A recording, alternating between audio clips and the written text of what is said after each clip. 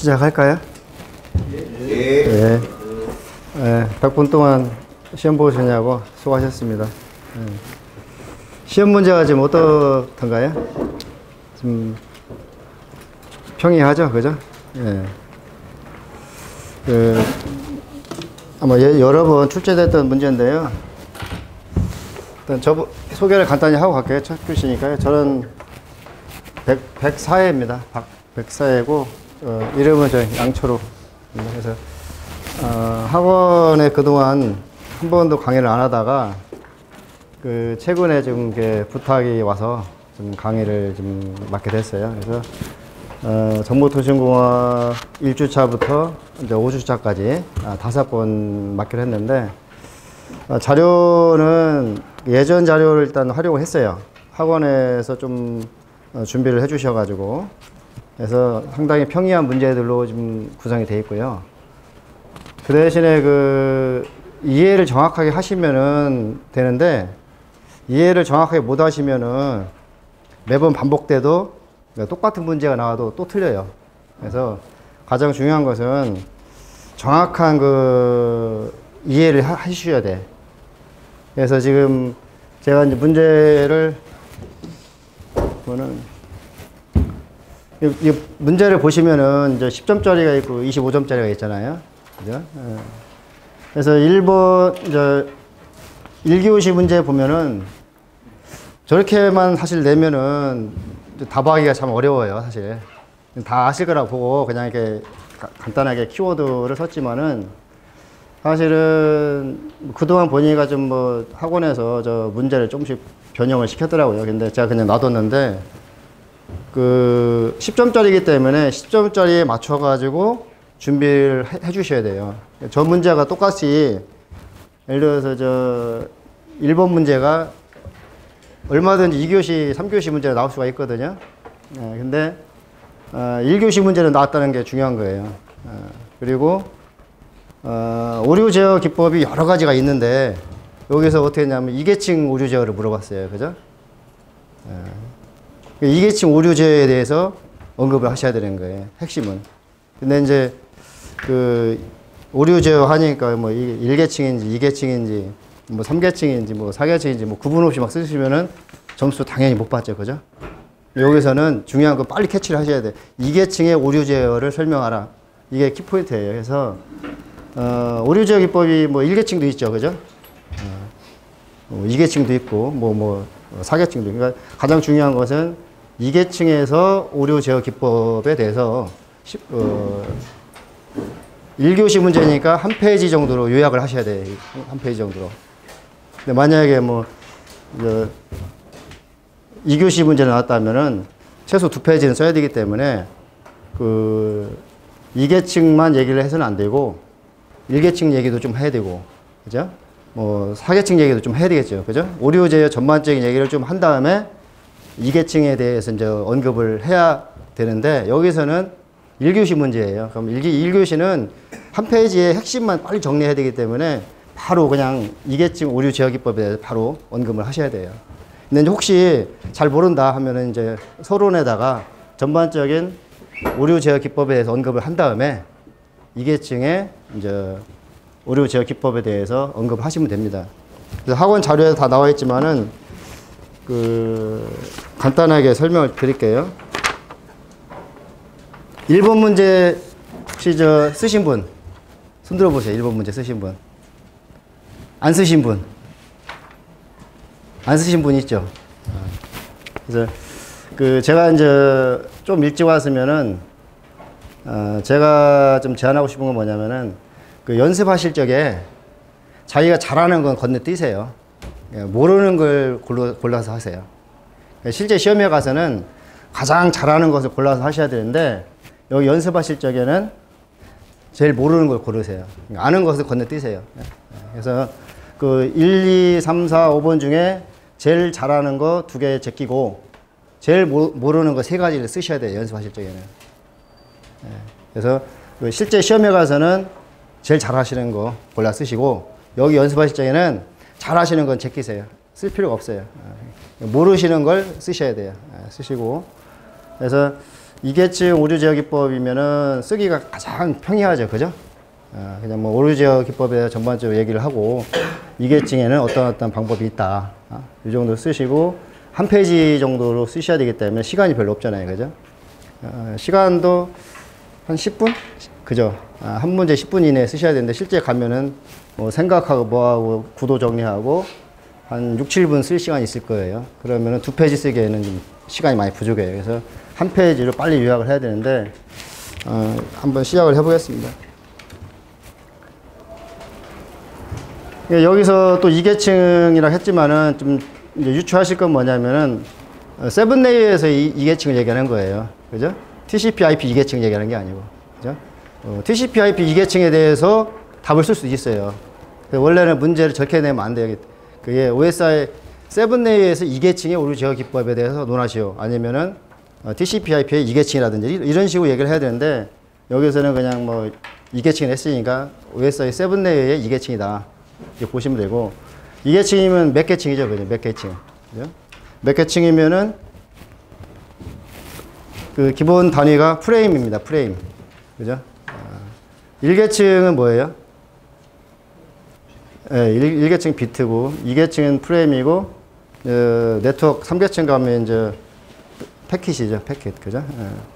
근데 여기서는 프레임이에요. 어떤 분 보니까 이게 쓰실 적에 2계층 오류 지었는데 계속 패킷 얘기를 하시는 분이 있어요. 그건 이제 점수 못 받습니다. 간단한 거지만은 패킷에 대해서 막 그러면 2계층이 아니에요. 그건 3계층입니다. 그죠? 그래서 혹시 패킷이란 말이 나오면 절대 안 돼요. 여기서는. 그거 반드시 감점 요인입니다. 그죠? 그래서 프레임이다 얘기죠. 그죠? 프레임. 2계층에서 프레임을 보면서 프레임에 에러가 있느냐 없느냐 이걸 가지고 하는 겁니다. 그래서 중요한 게 이제 나중에 좀 나오겠지만 이제 그 프레임 구조가 어떻게 생겼느냐 이게 중요하고 프레임도 뭐 그 길이가 다 다른데 기본적으로 프레임에 대한 에러를 찾는 방법입니다. 그래서 그 프레임이라는 것은 기본적으로 노드에서 노드 간에만 주고받죠, 그죠? 노드에서 노드. 그리고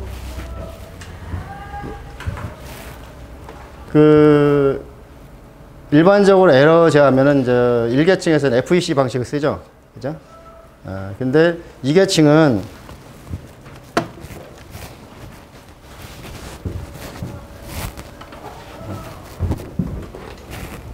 일계층에서는 이제 보통 그 FEC를 쓰고 2계층에서는 이제 ARQ를 쓰는데 ARQ는 기본적으로 이거 반대되는 개념입니다. 그래서 이거는 포워드 에러 커렉션이라 해가지고 그냥 송신 쪽에서 그냥 그 수신단 쪽으로 던져버립니다. 던져버리고 알아서 그쪽에서 이제 처리하라 수신 쪽에서. 그러니까 포워드라는 얘기는 그냥 전달만 시켜주고 자기 미션 끝난 겁니다. 송신자는 전달해주고 송신이 있으면 수신단위로 얘는 전달만 해주고 끝납니다. 주로 1계층에서 쓰죠, 그죠?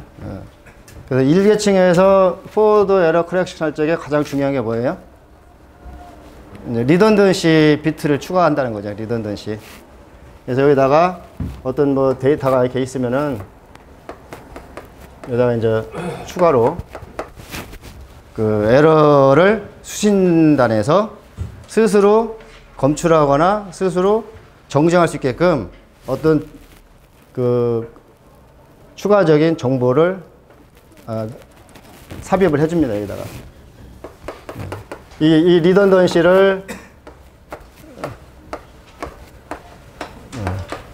뭐 어떻게 부르든 간에 중요한 것은 기본적으로 여기 정보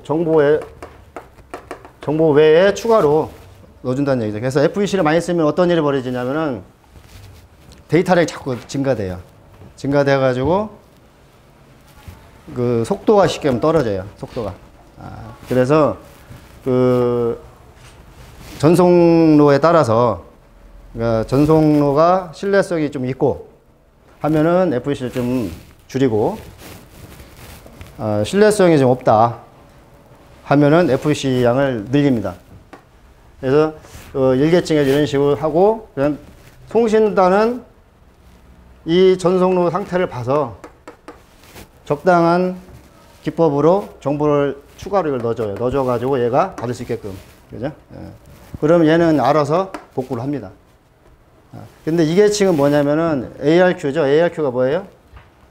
자동으로 재전송을 요청하는 겁니다. 자동이라는 거는 뭐냐면은 어떤 조건에 딱 맞으면은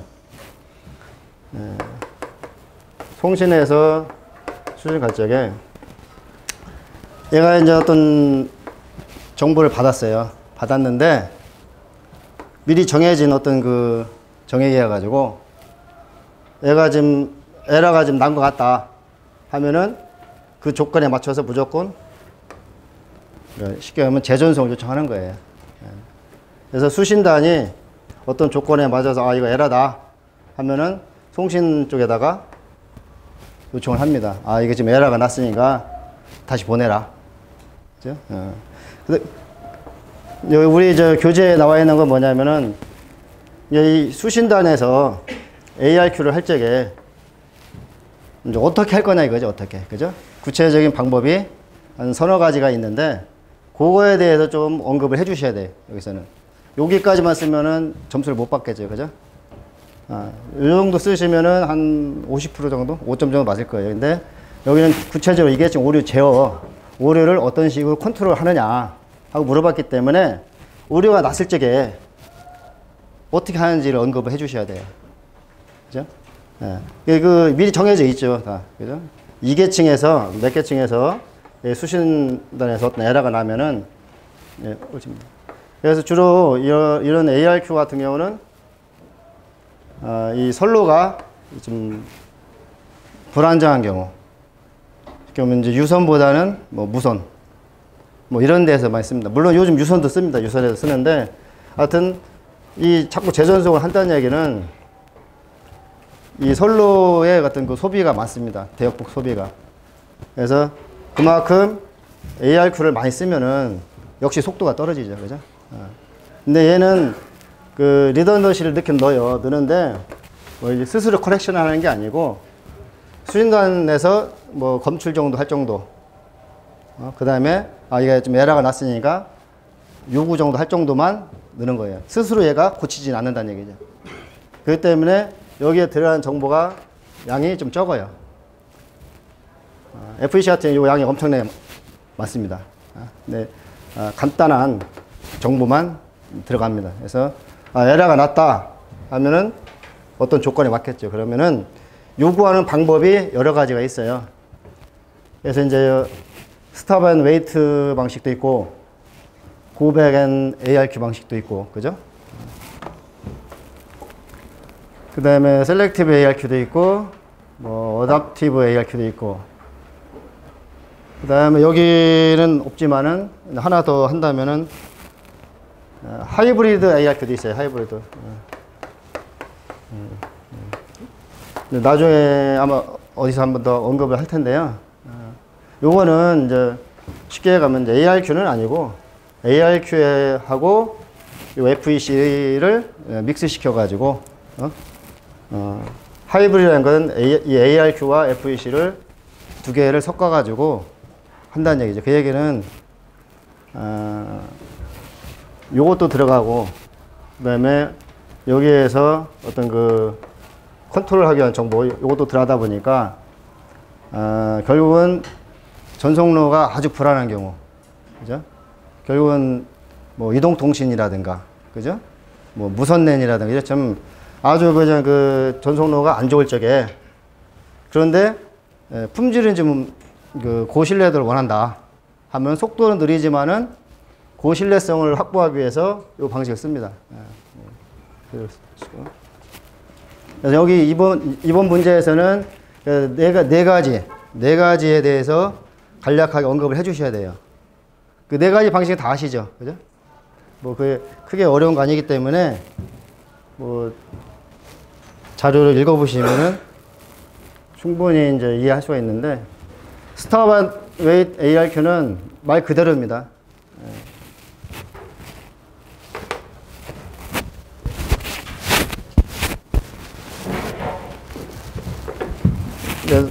송신단에서 수신단을 보내면은 얘가 이제 에러가 없다는 확신이 들 때까지는 보내진 않아요. 일단 정보를 여기다 어떤 에러 제어할 수 있게끔 추가적으로 정보를 넣어가지고 일단 보내요. 보내놓고 기다립니다. 여기서 에러가 있다 없다 올 때까지 기다려요. 그리고 확실하게 에러가 없다 하면 다시 두 번째 거 보내요. 프레임 단위입니다. 중요한 건 여기서는 프레임 단위, 패킷 단위가 아니에요. 프레임 단위로 보내놓고 확답이 오면은 오케이. 오케이 사인이 뭐예요? 에크. 에러가 없다 하고 답이 오면은 이제 또 보냅니다. 근데 not okay죠. not okay를 쉽게 하면 이제 not echo. 에러가 났다. 그 얘기는 뭐예요? 요 얘기는 다음 프레임 보내라 한 얘기고, 요 얘기는 에러가 났으니까 방금 보낸 거 다시 보내라. 그 얘기입니다. 이 방식을 하려면 어떻게 했어요? 확실하지만은 엄청 느리겠죠. 그죠? 뭐, 하나씩 주고받아야 되니까 엄청 느립니다. 그죠? 그래서 이런 방식이 하나 있다. 그런 걸 간략하게 언급을 해 주셔야 될 것 같고요. 두 번째는 고백 앤 ARQ. 이제 요거보다는 조금 개선된 겁니다. 뭐냐면은,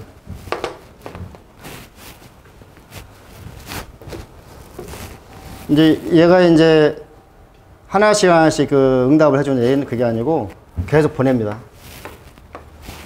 그냥 막 보내요. 그냥 이제 보낸다는 것을 잘 기억하셔야 돼요. 여기서 하나씩 보내고 기억한다는 얘기는 여기 메모리 버퍼에 프레임 하나씩만 보관하고 있으면 돼요. 그죠? 그러니까 느리긴 해도 버퍼 사이즈가 작겠죠. 그죠? 근데 얘는 막 보내요. 그냥. 그러다가 얘가 그 중에 어느 하나가 뭐 에러가 떴다 하고 이제 딱 보내면은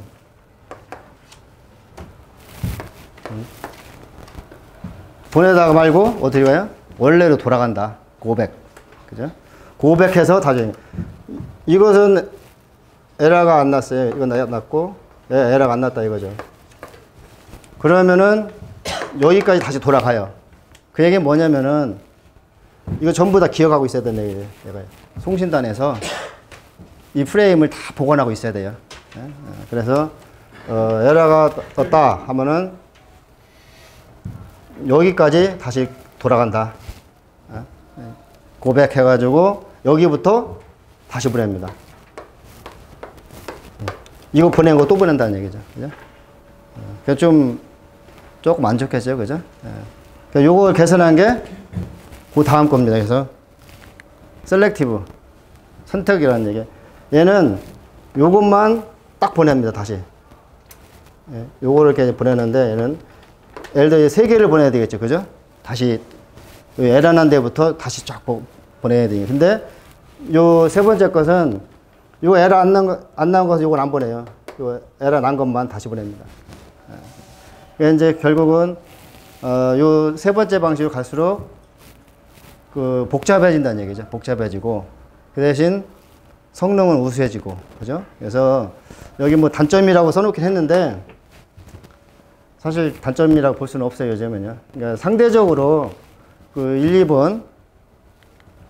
2번에 비해서 조금 더 복잡하다는 얘기지. 요즘은 뭐 저 정도는 다 기본으로 하기 때문에 요즘은 셀렉티브 ARQ를 많이 씁니다. 실제 그 네트워크에서 셀렉티브 ARQ로 거의 많이 합니다. 그래서 저 셀렉티브 ARQ는 별도로 한번 좀 정리를 해 놓으세요. 좀 디테일하게. 그래서 셀렉티브를 많이 쓴다는 걸 이해하시고요. 그 정도만 써도 한 페이지 쓰기에 좀 뭐 부족할 거예요. 그죠? 뭐 워낙 이게 2교시 문제가 아니고 1교시 문제이기 때문에 그래서 그 ARQ의 뭐 네 가지 방식에 대해서 막 쓸 필요가 없어요. 여기서는 네 가지 방식이 있다는 걸 간단하게 언급을 하시고 비교를 해 주셔야 돼. 이 네 가지 방식의 장단점을 비교를 해 주셔야 점수를 받을 수가 있어요. 그냥 나열식으로 1, 2, 3, 4번 쑥 쓰면은 점수 못 받죠. 그죠? 무슨 의미인지를 알고 서로 비교해서 장단점을 언급해 주시고 실제 응용 단계에서는 쓰는지 안 쓰는지. 그죠? 예를 들어서 뭐 HDLC 프로토콜에서 뭐 고백한 ARQ를 쓴다. 이런 거. 그죠? 또 IBM SDL에서 쓴다 하지만은 실제 최근 트렌드는 셀렉티브 ARQ를 많이 씁니다. 일반적인 프로토콜에서도. 혹시 궁금한 거 있는가요? 여기까지요? 충분히 이해하셨나요? FEC가 왜 일기층? 왜 일계층이냐고요? 어차피 애들 전형은 다 일기층 쪽. FEC는 그 일계층입니다. 일계층. 예. 그 기본적으로 비트 단위로 에러를 정정을 해요. 프레임 단위가 아니고. 그래서 그 왜 일계층이냐 하면 제가 할 말 없는데 일계층에서 FEC를 정의를 합니다. 그래서 2계층에서는 요즘 ARQ를 하고. 그래서 FEC 할 적에는 BER이 중요해요. 그래서 BER. BER이 10에 뭐 마이너스 뭐 4 정도는 돼야 되겠죠. 그죠? 그 통신이론에서 배우시죠, 이걸. 에러 확률이 있고 그 EB 엔제로인가요? 그 전력 밀도가 있는데 이렇게 가다 떨어지잖아요, 그죠? 여기 10에 뭐 마이너스 10, 마이너스 뭐 8, 마이너스 뭐 4 이렇게 가답니다. 요 정도는 돼야 된다 이거죠, 그죠? 요 정도는 그 에러를 정정할 수 있어야 뭐 근데 이게 물론 저 서비스에 따라 틀립니다. 일반적으로 이제 10에 마이너스 4을 얘기하는 거지. 어떤 경우는 뭐 10에 마이너스 7도 요구하는 데도 있고, 그죠? 그래서 10에 마이너스 4가 일반적인데 10에 마이너스 7도 요구하는 데도 있다 이거죠. 그래서 BER 비트 단위로 에러를 기본적으로 정정합니다. 그래서 FEC는 일계층입니다. 그래서 이 문제는 2계층 오류지어 저 자체로는 뭐 다시 문제가 나올 것 같지는 않고요. 중요한 것은 이제 오류지어 전반적으로 어떻게 하는지에 대한 것은 다시 나올 수가 있어요. 그럴 때는 이제 뭐 그 FEC에 대해서 언급을 좀 많이 해주셔야 될 거예요. 네. 혹시 또 궁금하신 부분 있으면. 네. 그 HDLC 프레임 구조와 동작 모드인데요. 이건 다 아시죠, 이건요, 그죠? 네, 그게 크게 어려운 건 아닙니다. 그 기본적으로 2계층은 프레임이라고 했잖아요, 그죠? 요게 하나의 프레임으로 이렇게 구성이 되어 있다는 거죠. 그래서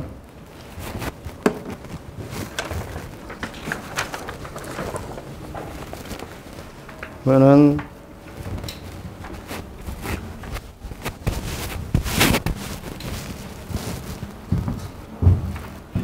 프레임이다 보니까 프레임을 구분해주는 뭐가 있어야 되겠죠, 그죠? 그래서 어렵게 생각하지 마세요. 뭐 외우실 필요도 없고 의미만 아시면은 뭐 그냥 조금 틀려도 뭐 점수 다 줍니다. 출제위원님. 이게 프레임이니까 여기다 뭔가를 넣어가지고, 그죠? 또, 요 끝에다가도 뭐 넣어가지고, 이 프레임의 시작과 끝을 알려줘야 되겠죠, 그죠? 기계가 이해할 수 있는 그 어떤 그 방법으로, 그죠? 그래서, 기계가 이해해 줄 수 있는 방법이 여기에서 정의를 어떻게 해놨냐면은, 0 하나에다가 1이 6개인가요? 예. 이거 넣어가지고, 이게 프레임 시작이고 끝이다. 하고 알려주는 겁니다. 안 그러면 모르니까요. 그죠? 당연히 있어야지. 그죠? 이 플래그는 패킷에 가도 있을 거고, 그죠? 패킷이 시작과 끝이 있어야 되니까, 그죠? 두 번째는 이제 주소. 그죠? 주소 당연히 있어요. 주소 없으면 못 가죠, 그죠? 주소 있어야 되겠고, 그죠? 그 다음에 이제 제어.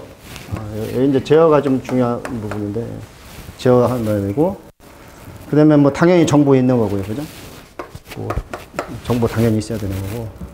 그 다음에 이계층이다 보니까 뭐 해야 되겠어요? ARQ. 오류 제어 방법이 있어야 되겠죠, 그죠? 이계층에는 뭐 쓰냐? 주로 프레임 체크, 뭐 시퀀스라고 하는데 대부분 CRC 씁니다, CRC. 네.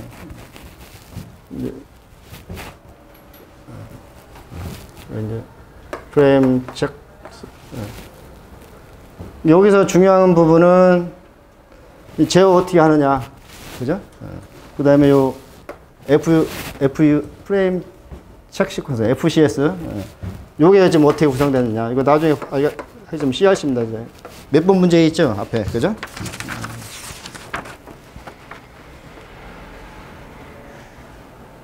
예, 2교시 3번 문제, 그죠? 2교시 3번 CRC 부분에 대해서 자세히 있죠, 그죠? 여기서는 프레임 구조를 물어봤기 때문에 뭐 CRC에 대해서 언급할 필요는 없어요. 그렇지만은 가볍게 타치해 줄 수는 있죠. 여기 FEC 쓰는데 주로 이런 방식을 쓴다 해야 이제 고득점을 할 수가 있는 거죠, 그죠? 그리고 요 제어를 좀 써주셔야 되겠죠, 그죠? 왜냐면은 결국은 이제 프레임에 뭔가 정보를 실어서 나를 적에 얘는 근본적으로 정보니까 있어야 되는 거고, 그죠? 뭔가를 붙여가지고 프레임 시작과 끝을 알려줘야 되고, 일정한 어떤 그 오류 제어 뭔가를 하기 위해서 제어 코드를 추가 넣어준다. 그리고 프레임 그 CRC를 추가 넣어준다. 그죠? 그래서 그 정도만 하시면 됩니다. 구체적으로 뭐 몇 비트 있냐는 것은 정확한 거 아닙니다. 저기 8비트 할 수도 있고 16비트도 있기 때문에 뭐 비트수 외울 필요는 없어요. 그렇지만 감은 가지고 계셔야겠죠, 그죠? 이런 식으로 구성이 되어 있다. 이 프레임 구조에 대해서 한 2, 3분 써주셔야 되겠죠, 그죠? 한 10분 내인데 한 8분 써야 되니까 요거에 대해서 한 절반 정도 써주시고, 두 번째 이제 동작 모드죠, 그죠? 동작 모드를 사실은 뭐 써줘도 관져서 좋은데 일단 문제에 나왔기 때문에 언급을 해야 됩니다. 그래서 동작 모드는 뭐냐면은 뭐 어렵게 생각하실 필요 없어요.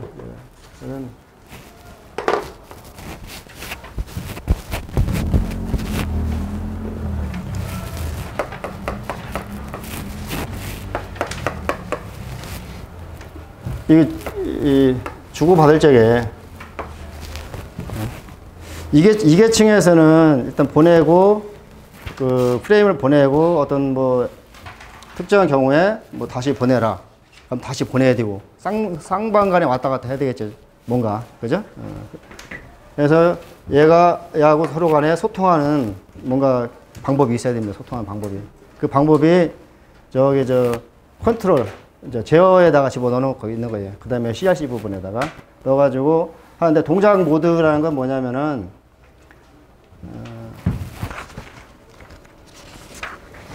뭐 이름은 뭐 1차국, 2차국 뭐 어렵게 써놨는데, 얘가 이제 뭐 1차국이기도 하고, 뭐 얘가 2차국인데, 일단 보내는 쪽이 1차국이다.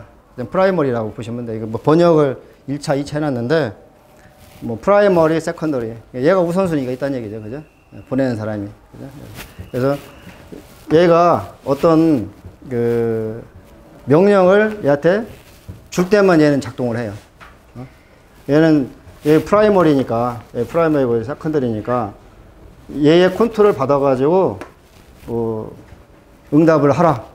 뭐 아니면 뭘 하라고 지시를 하면 그때 가만히 있다가 얘가 뭔가를 지금 오더를 하면은, 다 한국말로 번역을 해놔가지고 조금 이상하긴 한데요.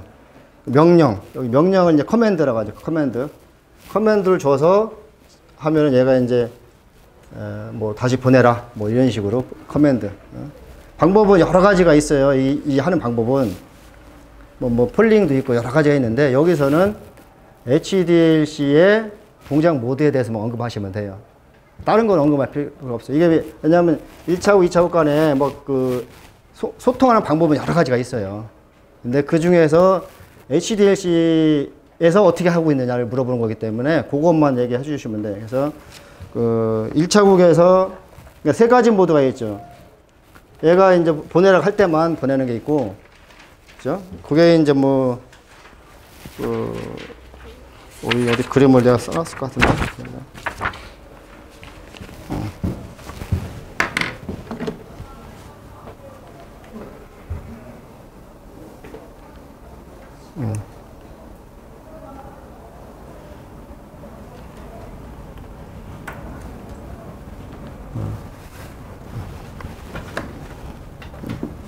굳이 이제 분류를 한다면은 이제 모드를 이름을 좀 어렵게 써놨는데 다 건너뛰고요. 요것만 개념만 딱 간단하게 하세요. 아마 이게 그대로 시험 문제 나올 것 같지는 않고요. 얘하고 간에 어떤 그 동등한 관계다 하면은 이제 평형, 그죠? 예. 밸런스라는 얘기, 밸런스. 그리고 얘하고 얘 간에 약간 상하 관계가 있다.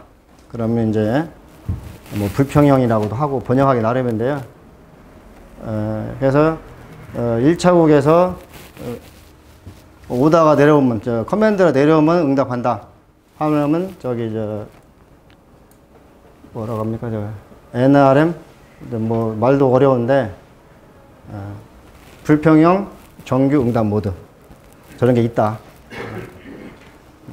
그 다음에 두 번째는 뭐냐, 이 수신 측에서 여기서 명령 없어도 알아서 판단해서 응답해 주는 겁니다. 그냥 좀 빠르겠죠, 그죠?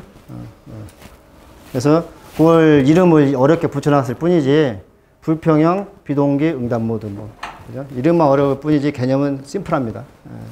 영어로 뭐 ARM 써도 되고요. 그냥 한국말로 불평형 비동기 응답 모드 이렇게 써도 관계없습니다. 그 다음에 이제 평형 모드인데 저건 서로 주고받는 겁니다. 대등한 관계로. 그죠? 그래서 이거를 어차피 동작 모드를 쓰라고 했으니까 요 세 가지를 간단하게 언급을 해주시면 돼요. 한 페이지 중에 한 3분의 1페이지 쓰면 되겠죠. 그죠? 3분의 1페이지는 앞에서 프레임 구조 설명해야 되고, 나머지 3분의 1페이지는 뭐 서론하고 결론 써야 되고, 그죠?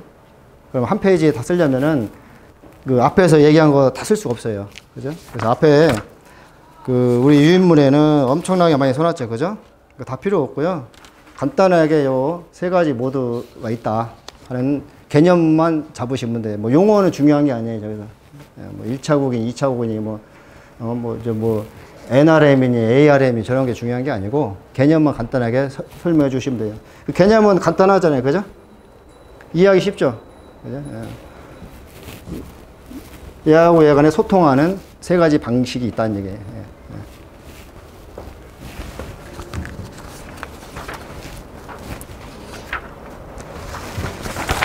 혹시 이 문제에 대해서 질문 있나요? 너무 평이한 거기 때문에 넘어가겠습니다. 네. 세 번째가 이제 전송 프로토콜인데 앞에 사계층이라고 되어 있죠. 그죠? 사계층에서 우리 유인물에 보면은 TCP, UDP에 대해서 논하시 한 문제가 있고, 또 하나는 그 보니까 사계층 전송 프로토콜 등급이라는 게 있더라고요. 이 문제 쓰신 분 있으세요? 쓰신 분? 선택 안 하셨어요? 네. 왜냐면 조금 그 키워드만 써놨기 때문에 이게 우리 유인물에 있는 사계층 전송 프로토콜 등급을 얘기하라는 얘기인지, 예? 아니면은 사계층에 대해서 그 논하라는 얘기인지, 그죠? 아니면 뭐 그냥 전송 프로토콜에 대해서 그냥 뭐 논하라는 얘기인지 해석하기 조금씩 다 달라요. 그죠? 그래서 저런 경우는 조금 앞뒤에 이제 아주 실제 문제는 이제 좀 그 살이 붙어가지고 명확하게 이제 출제위원회 의도가 전달되겠지만은 그 얘기는 뭐냐면은 문제를 여러 개 만들 수 있다는 얘기예요. 실제 출제에 가면은 똑같은 문제 가지고 다르게 만들어 가지고 여러분들이 실제로 정확하게 개념 잡고 이해하고 있는지를 이제 체크하는 거죠. 그래서 다양하게 변형을 해서 낼 수가 있다.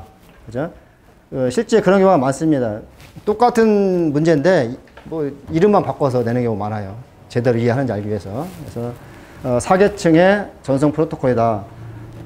그럼 사실은 저것만 가지고는 답하기가 참 뭐예요, 여기서. 왜냐면은 사계층 전송 프로토콜 하면은 사계층이라는 건 저기 OSI 7A의 사계층 얘기하는 거거든요. 근데 TCP/IP에 가가지고 사계층이라 하면 또 말 이상하잖아요, 그죠?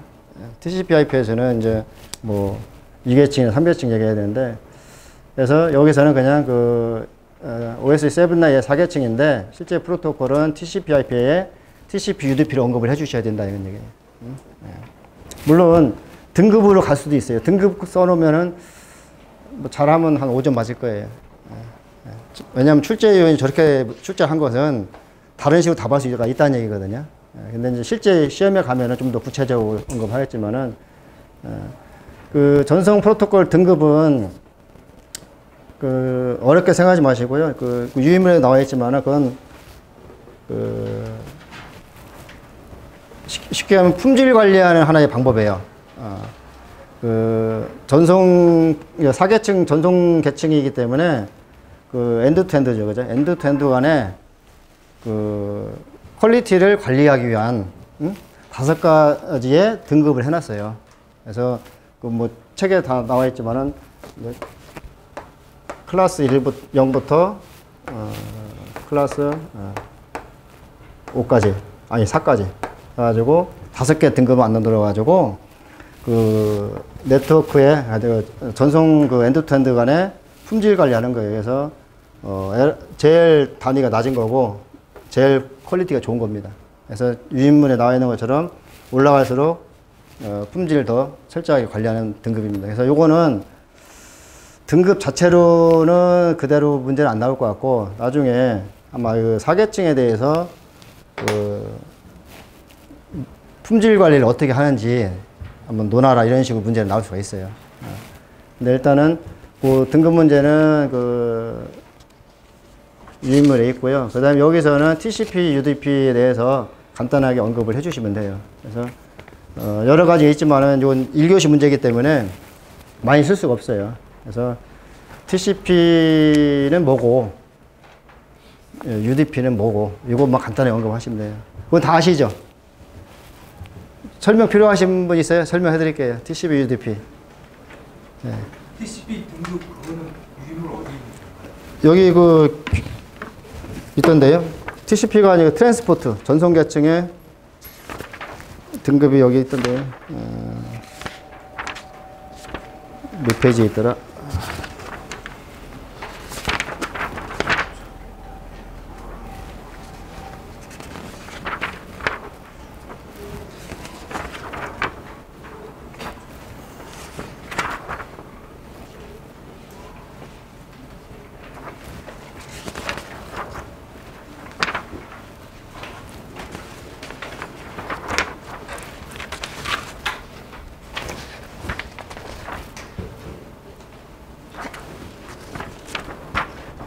여기 19페이지에 있는데요. 트랜스포트 레이어의 전송 프로토콜 등급가 나와 있죠. 그죠? 19페이지입니다. 아마 유인물은 페이지가 착오가 있어가지고 다른 페이지 17페이지나 뭐 16페이지 나와 있을 거예요. 그래서 요거는 등급 자체로서 공부하지 마시고요. 전송 계층에서, 그러니까 사계층에서 어떻게 네트워크의 퀄리티를 관리하는지 그거에 대해서 준비를 해주시면 될 것 같아요. 그래서 TCP하고 UDP는 뭐 커넥션이냐, 커넥션이 아니냐, 그죠? 그리고 커넥션이니까 품질 좋아야 되겠고, 그죠? 커넥션 리스니까 뭐 품질 별로 안 중요하죠, 그죠? 대신 품질이 안 중요하다는 얘기는 뭐예요? 빨리 보내야 된다는 얘기죠, 그죠? 뭐 에러가 있든 없든 그냥 막 보낸다는 얘기죠, 그죠? 그래서 그에 따라서 응용 서비스가 달라지는 거죠, 그죠? 그래서 파일 정송 같이 뭐 중요한 것들, 그러니까 FTP 이런 프로토콜에는 TCP를 쓰는 거고, 그 다음에 UDP는 그냥 보내기만 하는 거죠. 일단 메라가 나도. 일단. 그러니까 실시간 서비스에 좀 필요한 거예요. 실시간 서비스에. 그래서 뭐 음성이라든지 화상통신이라든지 동영상이라든지 실시간 쪽으로. 그래서 일단 보내는 거죠. 그죠? 그리고 뭐 망 관리하는데, SNMP 이런데 뭐 쓰는 거고. 그래서 실제 TCP, UDP를 많이 쓰지만 현장에서는 안 쓰죠. 그죠? 다 개선된 거 쓰죠. 여기죠. RTP라든가 RTCP, HTTP를 쓰기 때문에 저거는 별도의 문제로 나올 수 있기 때문에 이제 각각에 대해서 요약 정리해 놓으셔야 됩니다.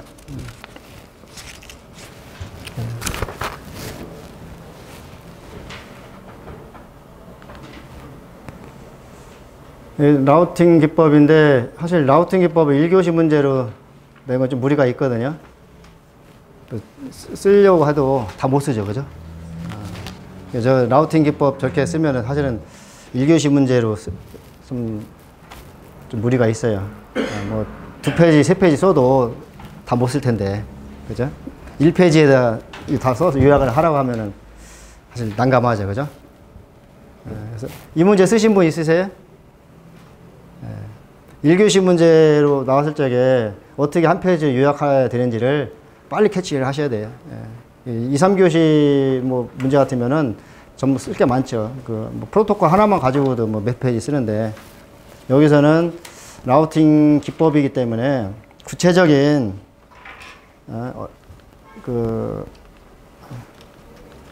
구체적인 프로토콜에 대해서 언급할 필요가 없어요. 여기서는요. 여기서는 1교시 문제이기 때문에 라우터가 라우팅을 어떻게 하는지 가장 근본적인 컨셉트를 언급을 해 주셔야 돼요. 여기서는. 그래서 일반적으로 뭐 이런 방식이 있다는 거 다 아시죠? 정적이냐 뭐 동적이냐. 그래서 요게 가장 중요한 것 같아요. 요 문제가 나오면은 요거 써 주셔야 될 것 같아요. 요거. 요거 정도는 전체적인 라우팅에 이런 게 있다 하면 이것만 해도 뭐 한 페이지 거의 다 찰 거예요. 그죠? 요 정도만 빨리 분류를 해 주셔야 돼요. 구체적으로 가서 막 설명을 하다 보면은 한 페이지 넘어가고 시간 부족이죠. 그죠? 그러니까 이거 시간 관리 잘 하셔야 돼요. 3교시, 2, 3교시가 문제 같으면은 요것도 뭐 한 반 페이지 쓰고 요것도 반 페이지 쓰고 뒤에 가서 뭐 프로토콜 장단점 뭐 쭉 써가지고 한 3페이지 만들 수가 있는데 이게 1교시 문제이기 때문에 한 페이지로 요약을 해야 돼요. 그렇기 때문에 뭘 해줘야 되냐. 사실 이게 가장 핵심이에요. 이게. 라우팅이라는 게 뭐냐 하를 언급을 해주시요. 라우팅이 뭐냐. 이 문제는 문제 이걸 언급을 해주셔야 돼요. 이걸 언급 안 하고 바로 이런 거 갖다 하면 점수 못 얻어요. 그건 대부분 이해를 못 하고 문제를 이해를 못 하고 혼자 쓴 거죠. 그래서 문제에 맞게끔 답을 해주셔야 된다.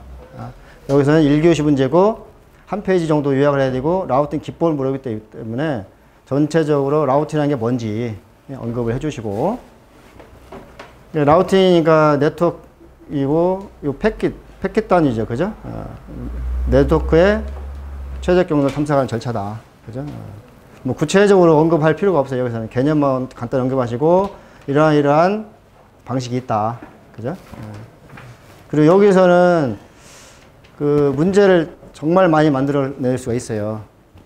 그래서 요 라우팅 기법에서 1교시 문제도 준비하시고 이제 2교시 문제도 준비하시고 그 다음에 구체적으로 가서 요런 프로토콜에 대해서 정확하게 다 정리를 하셔가지고 각 프로토콜에 대해서 언제든지 2교시 문제 나올 수 있다. 그죠?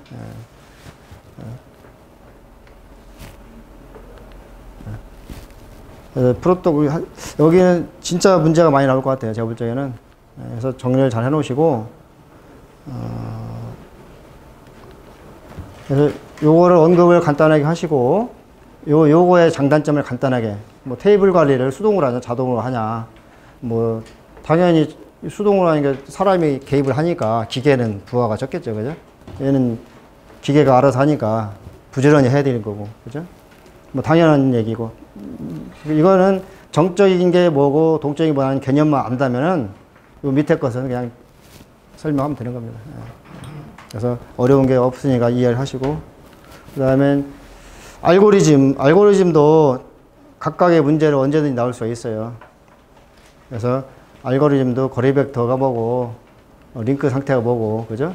그래서 거리 벡터라는 건 여기서 거리는 홉수입니다. 홉수. 그죠? 라우터의 구간 하나의 홉이라고 하는데 그 홉수만 가지고 한다. 얘는 뭐야? 링크 상태, 어떤 사람은 해선 상태라고 번역도 합니다. 해선 상태, 링크 상태. 결국은 이 안에서 아니면 요 바깥에서 그 라우터 간에 이 홉수 외에 나머지 요인들도 고려를 해준다는 얘기입니다.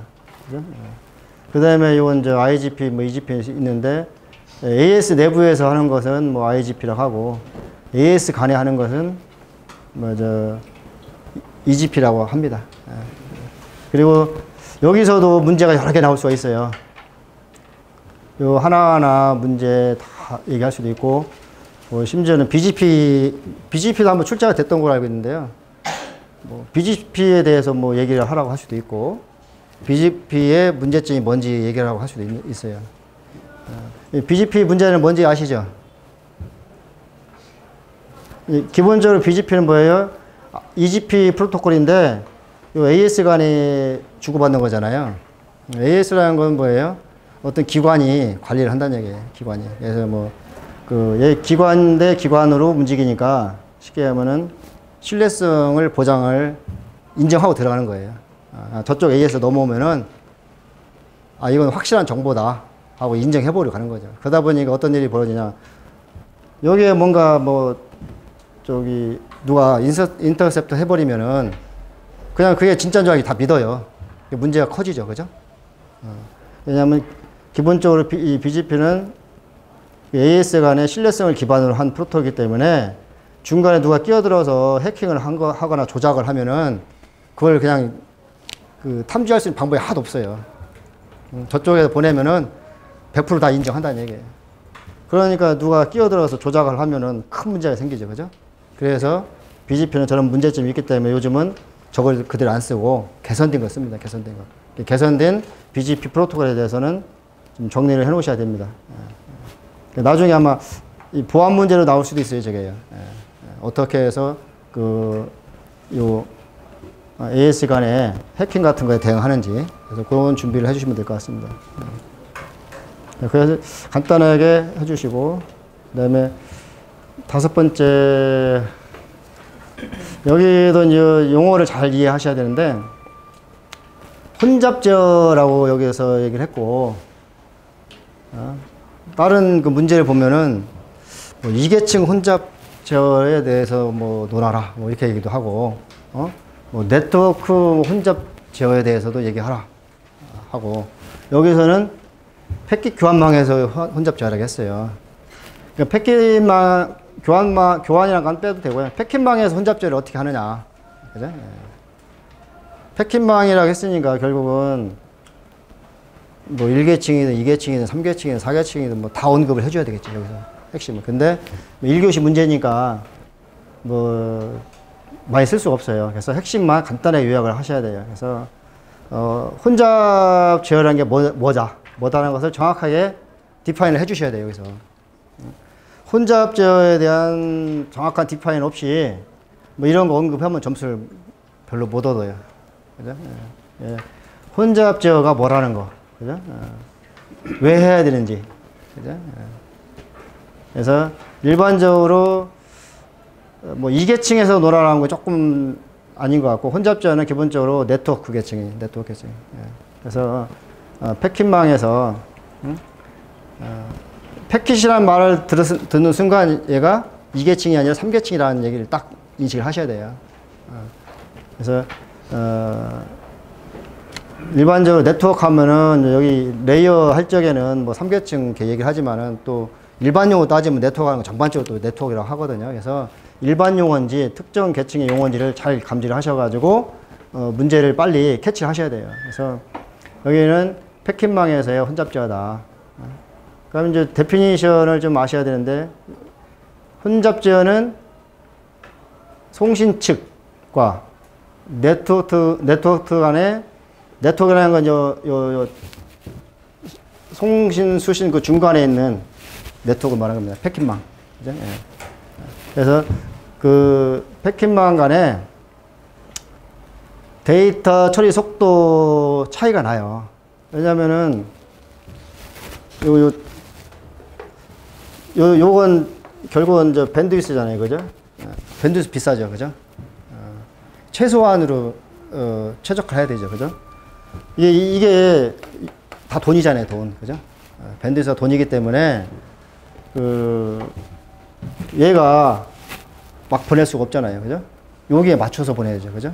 그래서 얘가 어느 정도 여유가 있으면은 얘가 빨리 보내고, 그죠? 얘가 지금 뭐 다른 사람이 막 써가지고 뭐 자기 쓸 게 없다 하면 요거에 맞춰가지고, 그죠?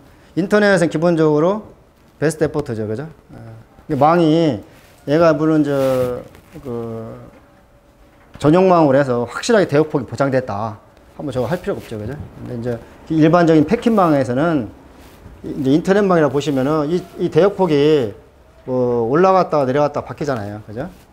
그러면은 얘가 지금 10메가의 대역폭을 쓸 수도 있고 뭐 5메가 쓸 수도 있고 뭐 100메가 쓸 수 있는데 이 대역폭 상황이 계속 바뀌잖아요. 네트워크에서 혼자 쓰는 게 아니고. 그러면은 얘가 이 속도로도 보냈다. 이 속도로도 보냈다. 예, 혼잡 여기서 막히는 것을 풀어줘야 돼요. 그래서 이 네트워크 상태를 상관하고 막 보낼 수가 없잖아요. 다 에러 뜨죠. 나가지도 못하고. 그죠? 그렇기 때문에 요 네트워크하고 요 통신 호스트 간에 맞춰주는 겁니다. 속도를. 그걸 그렇게 한번 이해를 해주시면 돼요. 혼잡제어라는 건 그거다. 특히 여기 패킷망에서 혼잡제어 아니면 네트워크에서 혼잡제어 하면은 이 얘기를 하라는 얘기예요. 이 얘기. 요 네트워크가 대역폭은 수시로 변동되는데 얘가 일정한 속도로 보낼 수가 없죠. 그죠? 맞춰줘야죠. 여기다가. 그죠? 얘가 여기다 맞출 수가 없잖아요. 그죠? 이게 다 돈인데 얘가 여기다 맞출 수가 없어요. 얘가 여기다 맞춰야죠. 그죠? 그래서 혼잡제어를 여기서 하는 거다. 요 네트워크 상태를 봐가면서 적절하게 보내는 속도를 제어를 해준다는 얘기입니다. 그 개념을 정확하게 알고 그 1교시 문제에 쓰셔야 돼요. 그거 안 쓰시면 점수 나오기가 좀 어렵습니다. 그래서 그러면 이제 방법이 또 여러 가지가 있겠죠. 그죠? 요 혼잡 제어를 하는 방법은 그건 이제 구체적인 방법론에 가서 뭐 여러 방법이 있겠죠. 그래서 방법론은 이제 기법이죠. 그죠? 여기서는 혼잡 제어라고만 딱 나와 있어요. 그러니까 혼잡 제어에 대해서 요 언급을 해주시고 필요하다면은 이 흐름 제어하고 좀 차이가 뭐다는 것 정도 이제 언급을 좀 해주시고, 그러니까 여기서 한 반 페이지를 해봐야 한 10줄도 안 되죠. 그죠? 한 7, 8줄. 그죠? 쓰시고, 여기 가서 혼잡 제어에 대한 구체적인 기법이 이런 게 있다. 요 표 하나 다 쓰면 반 페이지 다 넘어가기 때문에 그러다 보면 시간 부족입니다. 이거 그림 그리고 그 뭐 2페이지 막 넘어가고 이러면은 시간 부족이라 열 문제 못 써요. 그래서 1교시는 항상 시간 관리 잘 하셔야 돼요.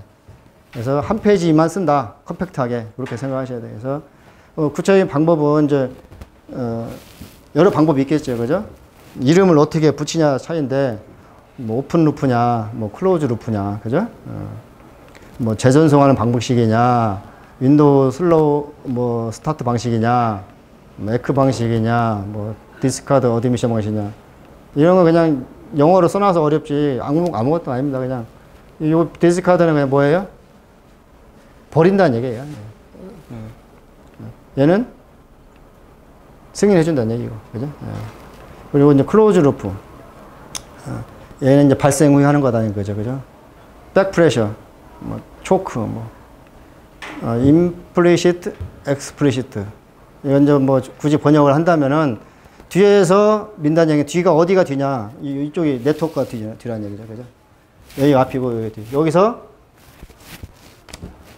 지금 오버로드니까 보내지 마시오. 하고 이제 후방 압박이라고 번역을 해놨던데 뭐 그냥 백프레셔. 지금 저 컨제션 걸렸으니까 보내지 마라 하고 보내는 거고. 네트워크라면 기본적으로 라우터라고 보시면 됩니다. 라우터에서 보낸다는 얘기죠. 그죠? 그리고 초크, 초크는 그거 비슷한 얘기인데, 지금 혼잡하니까 보내지 말라. 똑같습니다. 임플리시트 이것은 암시적, 명시적. 그죠? 암시적이라는 것은 얘가 이제 어떤 이쪽에서 네트워크에서 반응이 없으면은, 에러가 났는가 보다. 아니면은 지금 컨제션에 걸려서 문제가 있는 것 같다 해서 알아서 이제 암시적으로 얘가 판단하는 거고, 명시적인 얘기는 이제 네트워크가 알려주는 거죠. 알려줘서, 분명하게 지금 컨제션에 걸렸으니까 좀 보내지 마라. 하고 해주는 거예요. 그래서 요거는 용어 자체는 중요한 게 아니고요. 의미를 좀 정확하게 아시면 됩니다. 네트워크가 혼잡하게 되기 전에 미리미리 알려줘서 판단해서 이 속도, 호스트가 보내는 속도를 제어하는 거고, 요거는 컨제션이 발생하면은 네트워크에서 알려줘가지고 속도 조절하는 겁니다. 그래서 이런 게 있다. 구체적인 방식은 안에 다 있죠, 그죠? 그리고 각 기법들이 어디에서 쓰이는지 보시면 될 것 같습니다.